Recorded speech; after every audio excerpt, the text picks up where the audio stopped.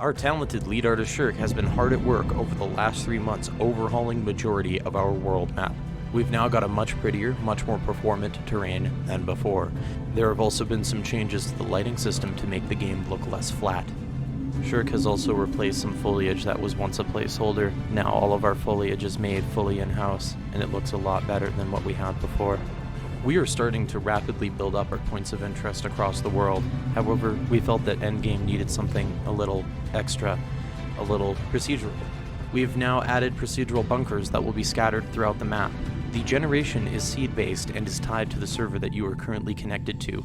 No two bunker locations on different servers will look the same. These bunkers will play a massive role in extracting extremely rare and potentially exotic equipment. There will be named legendaries with a variety of effects that you'll be encouraged to chase after late game. There has not been an art pass on the bunker assets for over a year. All of the bunkers are currently put together by a programmer, and they are likely going to change for the better in the near future. Nomad has also finished his Niracan from the last development update, and all of the assets associated with it. We're really excited to start spreading these around the world. Certain random areas will also become quarantine zones that will be deadly, yet bountiful sources of gear and equipment. We've now got some new weapons. First up is the AKS-74U. This submachine gun is the little brother of the AK-74. It packs quite a punch and excels at close quarter combat. Our second addition to the submachine gun category is the MP7, which is a sweet little submachine gun that features a folding stock. When the stock is collapsed, the item will also take up less room in your inventory. Weapons that have magazines attached also take up more room in the inventory.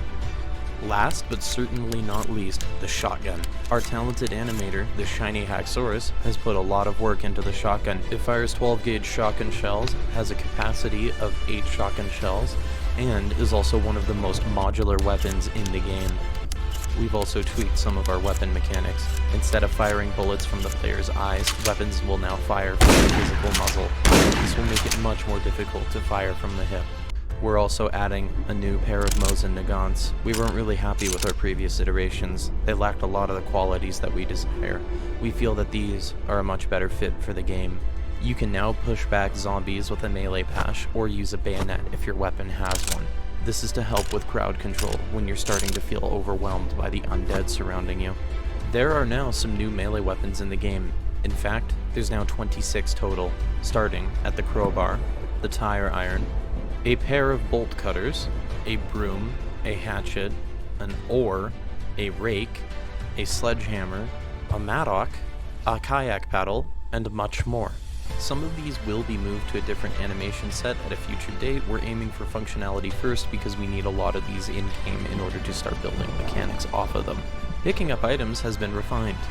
There is now a casting time for picking up heavy items, which is influenced by your character's current limb health. Broken hands will ruin your dexterity and make quick tasks, such as opening a flashlight to insert some batteries, a much more tedious task. You can now place items that you're carrying by pressing B, or to place any item, you can use the place option from the item drop-down menu. Certain items will behave as containers once they are placed, and you'll even be able to move certain containers after they've been filled, such as the cooler. Casting time has been added to most actions within the inventory, such as turning a flashlight on and off, opening sub-containers, removing magazines from weapons, and having a good old swig of diesel.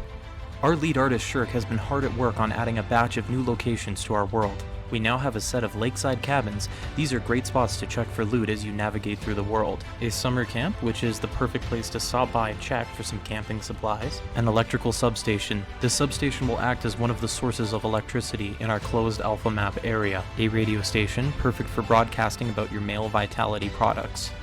A trailer park, just off the highway. Some metal storage warehouses. Another trailer park, as well as some other very minor locations, such as these metal shacks that are scattered around the area. All of the new locations that have been added are roughly within walking distance to one another. This is because every major player movement corridor, such as the valleys in the mountainous regions or the once bustling highways that stretch across the map, will have points of interest built up alongside them. We aim to have players that are exploring our world to frequently encounter small points of interest. You won't be running from town to town for 30 minutes without anything to look at or to loot. We aim to make our world feel easy to navigate. Markers such as radio towers or billboards can be found near towns, remote locations, and alongside highways. things. These markers are used to naturally guide the player through our world. There have also been some improvements to how foliage is procedurally placed in our world. We're also working on some changes for our sky and weather system that should be available for the next vlog. Nomad's been doing some work in the vehicle department. We've now got a brand new sedan being added to the game. It's reliable, hits like a brick, and will soon have a police variation, for those of you that will be instantly selecting the police occupation. Nomad's also taken a Kickstarter-era concept for a news van and turned it into a new vehicle. These will be found scattered throughout the world, and some of them will be drivable. He's also created some medical items that will be used in-game. An epinephrine auto-injector, a morphine auto-injector, and a blood type testing kit. Nomad's also created a set of camping tents that can be set up near your camp. They act as storage and a place that you can crawl inside of for protection from the elements. There have been some additions to the weapon system. Now you can check how much ammo is remaining in your weapon by pressing the check ammo key. I've also made some improvements to how weapons are put down. Long weapons such as the Mosin will now be extra punishing in close quarters. Grenades have also now been implemented. There are currently 3 different types of grenade. A fragmentation grenade, which causes an explosion that not only damages players but has a chance of embedding shrapnel into those who survive the initial explosion. A smoke grenade, which is currently used for blocking visibility. Please note that the smoke effects are currently made by me and not an artist, and they'll probably change for the better in the near future. A flashbang, which upon exploding will blind players and make it very difficult for them to see. All of our grenades do not use a traditional physics system and instead follow a deterministic flight path. If you can throw a grenade at the exact same angle on the exact same wall, you will get the exact same outcome every single time. Grenades are not common in Dead Matter, and we want people to be able to use them to their full effect when they find them. With some help from our talented animation lead, we've now changed how our reloading system works. Drum magazines no longer cause heartache or buggy clipping when they're being reloaded, which you might have noticed in our previous vlog. I have been working on an implementation of a new physical attribute system called SETA. SETA stands for Strength, Endurance, Dexterity, Agility. It's meant to be a reflection of your character's physical attributes. Strength is tied into maximum carry weight, as well as your maximum hit points and how much damage you deal with melee weapons. Endurance, which is responsible for maximum limb health and your resistance to poison and infection. Dexterity, which is responsible for how quickly you do things with your hands, including reloading, cycling the action on shotguns, and bolt-action rifles, such as the Mosin Nagant. Agility determines how quickly you do things with your body, including how quickly you can raise a weapon after sprinting, how long you can sprint for, and how fast you are when sprinting. There is now a carry weight system. There is no hard limit, however, if you are over-encumbered, you will start to move more slowly when sprinting. Death, unconsciousness, and falling over now have a UI element that go with the effect. Melee weapons now have hit detection similar to Left 4 Dead 2. There's now a series of capsule traces that sweep across your screen, making melee weapons much easier to use. Our medical system beforehand was simple. Limbs took damage, and that was basically that. Not anymore. I've gone ahead and performed the first pass on a brand new medical system. Currently, there are 13 different conditions in Dead Matter that you can be affected by.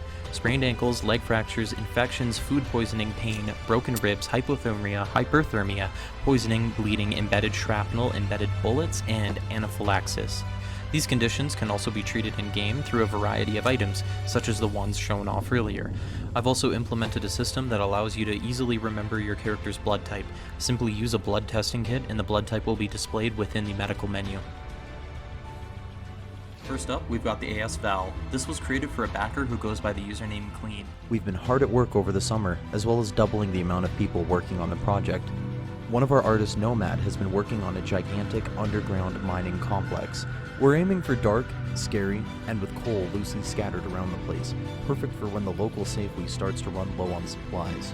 Keep in mind that these mines will be incredibly dark and that any light source would probably give you away to other players that will be in the area. You'll need to be cautious and plan your routes accordingly. Nomad has also been working on multiple methods to find your way through the mining facility. We've got some pipes that you can climb into, as well as an elevator that you'll be able to use in the future. Nomad has also created a flamethrower attachment for the C7, which will enable you to roast your enemies alive. The mine isn't fully completed yet, but we're excited to show off more of it in the future. If you have any suggestions or ideas for things that Nomad can add to the mine, feel free to comment them below, and he'll be sure to read them when the time comes. Abix is a new programmer that we've brought onto the team. It brings the total of coders that we have up to 3. He's been working on improving and breathing some life into some of the older elements in the game's codebase. He's also been adding some new things, such as an elevator system. We may require players to power these in order to use them in the future. If the stairwell is blocked, then you would have to power it in order to get into the armory of the police station, as an example. We want to experiment and make looting more interesting, make locations more interesting via simple puzzles or requiring players to gather a few supplies beforehand. If you have any suggestions on what you feel would be useful, or if you have an interesting idea, please feel free to let us know. Our new programmer has also done a lot of work on the vehicles in Dead Matter. Vehicles now have a much more refined sound design, improved physics, a proper door system that makes it harder to accidentally jump out of a vehicle that's in motion, something that we feel in a survival game is important. Passengers will also be able to shoot out of vehicles.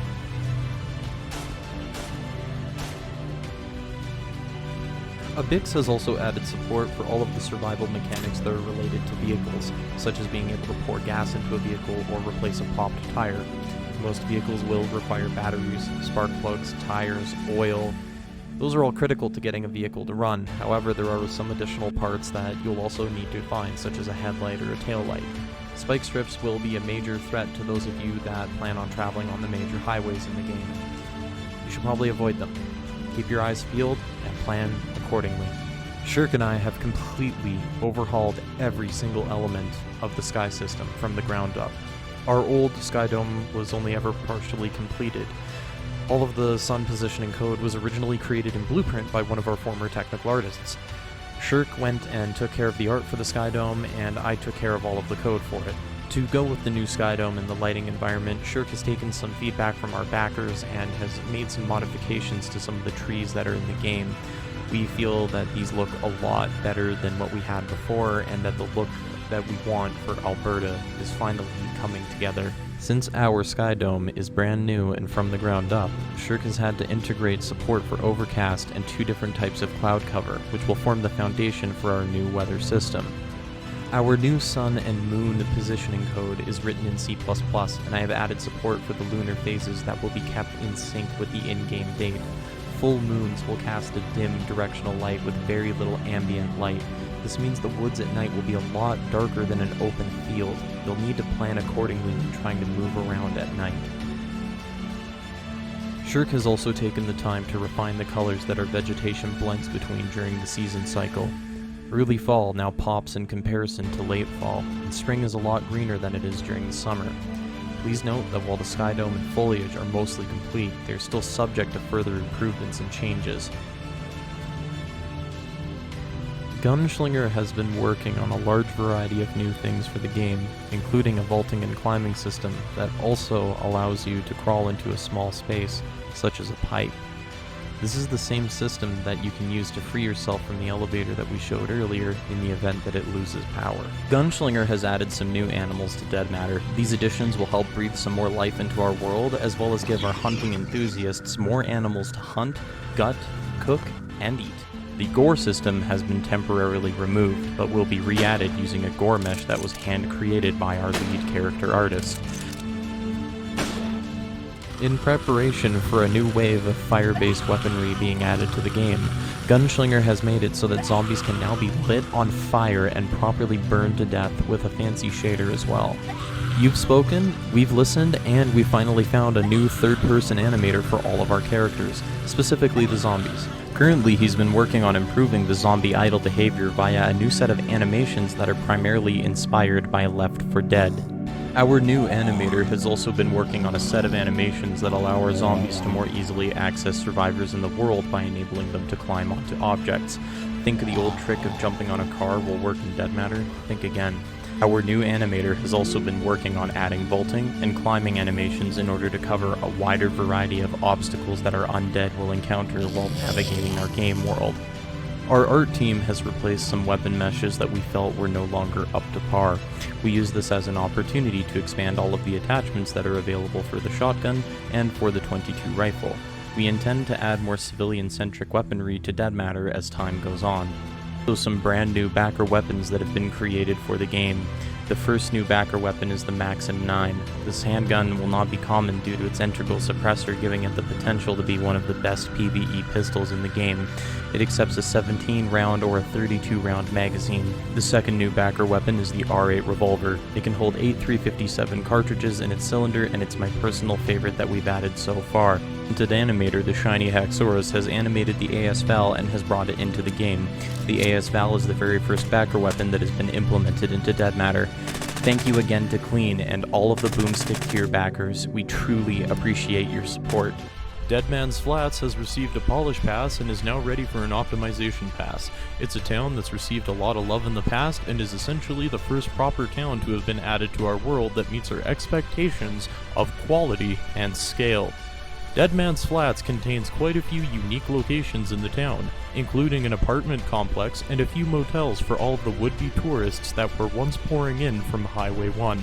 We've been transitioning to a new level lead for getting work done on our world, and Kat has been doing a great job at fleshing out the world, as well as getting a large amount of the groundwork laid down for Canmore. Canmore is the single largest town in Dead Matter, and we cannot wait to see it get completed. We've brought on a new artist who goes by the name Nahito, and he's done some amazing work on some of the art assets that really bring Canmore to life. He's also done some work on adding some burned out vehicle variations, as well as light bars that will be usable on the police car when driving it around. Nahito has also created a gorgeous sign that will be placed next to Highway 1, the main travel corridor of our world. You know that you'll be approaching Canmore when you see this sign in the distance. Canmore is extremely large, and the outer limits of the town contain plenty of interesting locations, including the police station and some commercial buildings, as seen in previous vlogs. There are also plenty of houses scattered around the area that you'll be able to shack up in. While the main stretch of Canmore is still under construction, with many new buildings to match the aesthetic of the location, a lot of the buildings on the outskirts of the town are close to being ready for an optimization pass. An optimization pass is generally the last pass that a location sees when it is being constructed for our world. We've got some industrial buildings on the outskirts of Canmore, such as the concrete plant, as well as a large recycling facility. Both of these locations would make an excellent establishment for a hardy group of survivors. Nomad has been working on a gigantic underground mining complex, complete with puzzles and potential hazards that need to be cleared. The aesthetic of the mine so far has been gorgeous, and we look forward to seeing it fully completed, which should be around the time that Vlog 11 rolls around. Nomad has been going the extra mile in making sure that the mines meet our standard for world interaction, with a handful of scripted actors that he's prepared for the mine. Nomad goes through the mine and gives some of the developers of the game a tour in the gameplay segment of the video. Stick around if you're interested in seeing more of it. On top of the abandoned mining complex, Nomad has been taking some time to add a crashed commercial airliner to the map. This location is still a work in progress, but we plan on fleshing it out by allowing players to retrieve the black box, which will be detailing the fate of the people trapped on the plane as it came crashing down. I've implemented the first pass of the tool belt item system. These items are items that persist upon death. Currently, there's the key ring, which allows you to store multiple keys to different doors, including the trunks of some vehicles.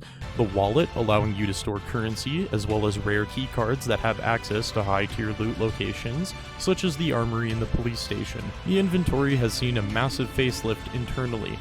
Due to the facelift that I've given it, I've had to implement every single item back into the game, and that task as of now has been mostly complete. Network traffic for replicating an item has been minimized, as the item data is now completely flexible and capable of storing any data type that we feed into it. While this has had the downside of having to re-implement every item, including all of the weapons, we feel that a game where half the time you spend is time spent interacting with items and gathering supplies, that the changes were well worth it. We've been able to rapidly integrate new features, as the overall pipeline for creating items is cleaner than ever before.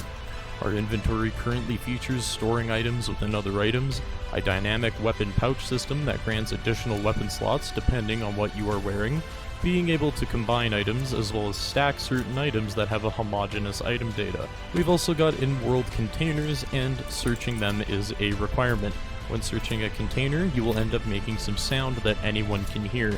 Keep that in mind and plan accordingly. I've done a large pass on our world interaction system, including a bit of work under the hood to maximize our networking performance. We've done a large pass on the curtains, which are a lot less ugly than they were before. They also use an efficient cloth rendering technique that Unreal Engine has made available to us.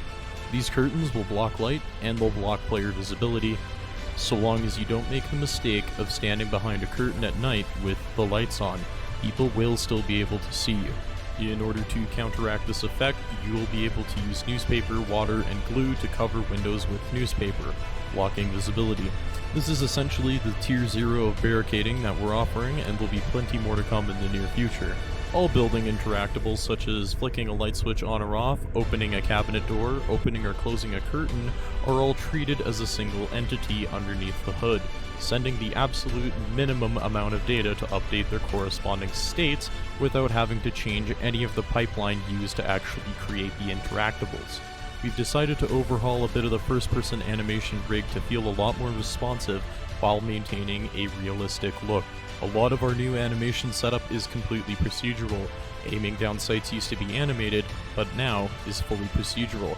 This has a wide variety of benefits, such as being able to reload while aiming down sights, or checking your current magazine while aiming down sights. Literally any animation we want to play will work while aiming down sights, and while your weapon is at the hip. We've also added the ability to switch between a scope and iron sights if the weapon supports it, such as the Lee Enfield or an AK-type weapon with a PSO scope. We've also been working on adding more civilian-oriented weapons to the game, to make sure that people are commonly found with weapons that are more easily found in Canada. Stefan has also created a beautiful double-barrel shotgun. The over and under shotgun was one of the first weapons that we originally implemented back in our Kickstarter days, and we're excited to see it make a comeback. Rizzler and Stefan have also created an M14 for one of our boomstick tier backers. He's done an excellent job on the weapon, and we're stoked to see it implemented in-game. Thank you again to Markstrom for the support. We truly appreciate it from the bottom of our hearts. Vehicles have seen some additional work. We now have a functioning radio and a proper set of animations for driving in first person. The animations still have a little bit further to go, but we're quite satisfied with the result thus far. I've also done a pass on all of our static vehicles in the world. Vehicles can have their wheels and tires shot out, doors can be opened and closed, including the van. Random keys will also spawn in the world that will be tied to a vehicle trunk, potentially unlocking a source of tasty loot for you to enjoy. It's up to people to figure out which keys hold more values than others, and we're excited to see people experiment with them. All the static vehicles in our world will also feature a unique, randomly generated license plate or set of license plates if the driver originated from British Columbia before their demise in Alberta. Keep an eye out for Easter eggs as we have vanity plate support on our license plate system. I've done a large pass on the inventory system, including restoration of some functionality that was removed when the inventory was refactored earlier this year. Carrying two-handed objects now functions as it did before, but with a lot more going under the hood to improve overall functionality and make it easier to implement new carryable objects. Large items that need to be carried in the player's hands have received a brand new set of animations instead of being attached to the camera with a head bob doing most of the work. On top of being able to precisely place large items in the world, you can also drop them in a pinch by simply clicking. You can also use large items held in your hands to fend off zombies by shoving them back. Any item with a sub-inventory can be placed in the world, including backpacks and container items. Based on community feedback, you'll be able to create a stash by placing a bucket while holding R, provided that you've got a shovel on hand. Our old vehicle cargo system from Vlog 5 with predetermined locations for held items has been removed. We've now got a 3D inventory system that accepts any item that is capable of being placed from the inventory or two-handed objects that are carried in the player's hand.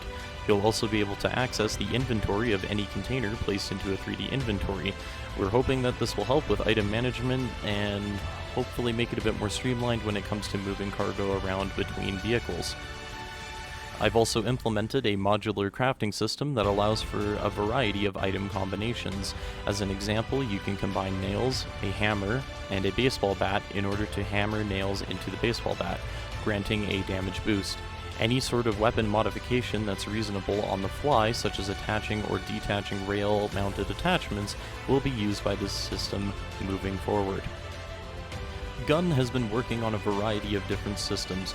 Lockpicking has been abstracted into a minigame subsystem that powers the new hot wiring minigame, along with some help from Adam in the mesh and material department. We're super excited to see players try and hotwire vehicles, as when you end up making a mistake, the game will punish you by triggering the vehicle's alarm that will attract infected towards your location. Gun has also been working on a tree chopping system.